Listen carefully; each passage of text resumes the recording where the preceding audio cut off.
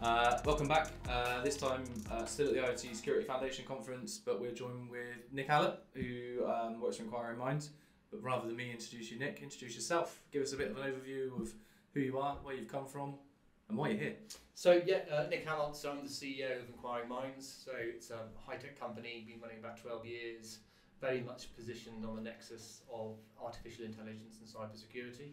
Yeah. We've been working on the problem of IoT security and with the IoT Security Foundation for at least, well, pretty much all those 12 years in terms of problem domain.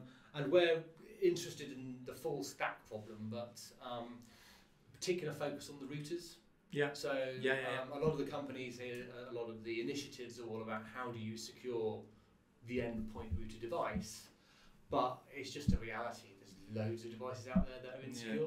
And they're not going away anytime soon. No. So we need to be a little bit more creative in terms of how we think, how we address the legacy problem, how we detect and protect against these sort of like future-looking threats. Yeah, spot on. I've been to a few of these now, and you've always been heavily involved in speaking, panels, whatever it is. How did you end up with IoT Security Foundation in terms of, was it a conversation between you and John right at the start? Or I've been in the, well, I do have a company. I'm engineering based. I like developing products, but I've spent a lot of time in standards. Okay. I used to be CTO of a standards organisation. Right. In fact, the standards organisation that created the trusted execution environment, which you've probably heard talked about. Right? So that was foundational security. You know, I sort of oversaw the 50-odd companies and the haggling and the backroom deals and the politics and the technology to get that out the door. So I don't like to do it full time. I like building stuff, but I know the importance of the collaborative industry effort, and I'm sort of fully behind it. Perfect. So in terms of security, cybersecurity as a whole, your personal note, so outside of NquiringMinds, outside of the IoT Security Foundation, what is your personal take on what's happening at the moment within security?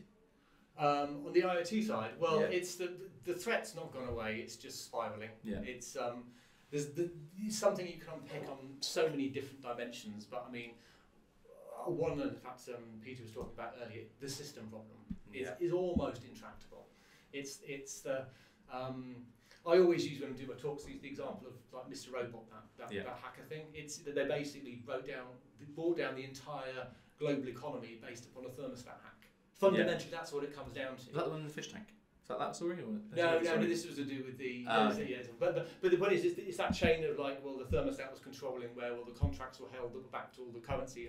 I mean, it's fiction, but it just gets the idea of how complex it is. I mean, the other example I use quite a lot in the smart cities is, I'm sure you've heard the one about the guy with the little handcart full of mobile phones. Yeah. So, you know, that's really interesting because it doesn't touch anything. But just that action can bring a city to a halt. Yeah. And those type of problems are very challenging and need some quite creative thinking to do. Yeah, we were just having a chat with Saab, and he was like, at the end of the day, like, if it could be medical or anything like that, if they get into those sort of buildings, then you've got a real serious problem, and that's like kind of the focus. So obviously you're quite heavily involved. What are some of the typical challenges, apart from cost, because cost comes up quite a lot, right? What are some of the typical challenges you're seeing across the board at the moment within the development of, or the speed that things are moving? So, I mean, I think we have two main problems. So our prime focus is evolving the concept of what a secure router does. Yeah. And we've got the problem you can top and tail it. So from the bottom, how do you make sure the underlying hardware foundations are solid? Yeah. Right? Really, really hard problem, especially for an SME to address. Yeah. Because you need to start talking to the silicon vendors, and that is a hard conversation to have when you want to just test. And as we heard earlier, it's all built on sand, right? Well, exactly. But I mean, the blunt thing is, I know because I've had these conversations with chip vendors, you need certain privileged access to test stuff, and they're going to charge you several £1 million just to have a conversation. Yeah. So that is a fundamental challenge if you want to build and innovate, foundational security. Yeah. Top down, and this is largely where we're focused on the managed secure thing. It's about data, right? If you want to be smarter, if you want to detect with more intelligence, you need to create an ecosystem which is more than just technology, but an ecosystem where people are prepared to sell data. There's plenty of snake oil salesmen out there that are doing this AI model, they've trained up on this little data set, but it will just splatter you with false positives and not really a practical solution, just sounds good. If you want to really solve the problem, we need to create an environment where the interested parties will share that data and act on that data in a sensible fashion. Perfect, yeah, so sharing data and that sort of stuff. That's the same across the board in all sorts of technology. I think data will always be there or thereabouts involved. Okay, so challenges aside then, if you were to give someone watching this one bit of advice when it comes to cybersecurity or security as a whole, what would your one bit of advice be? Probably engage in the problem of systems analysis and systems engineering. And what I mean by that, full stack. Look at the complete system.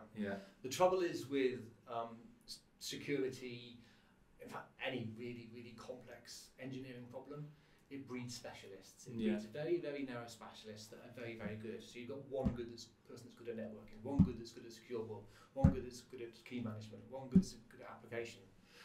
But for a secure system, the whole thing needs to work end to end. And that skill is very rare and I think underdeveloped across the industry, and I think that's what we need to look at. So kind of like whatever you're working on in any particular mind, always be conscious of the security of that element. And just open your mind up. Don't you be really good at what you're doing, but just sort of like learn a little about the other stuff as well. Perfect.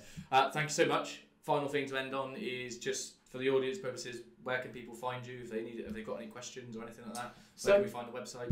So our company, NquiringMinds, www.inquiringminds.com, that has all of our sort of like products and capabilities. In terms of the collaborative initiative we're doing, ManySecure.net, which is hosted under the IoT Security Foundation. Perfect. And your socials, should anyone have any questions? At Nick Allot at NquiringMinds. Lovely stuff. Nick, thank you so much. It's been a pleasure. And that's that.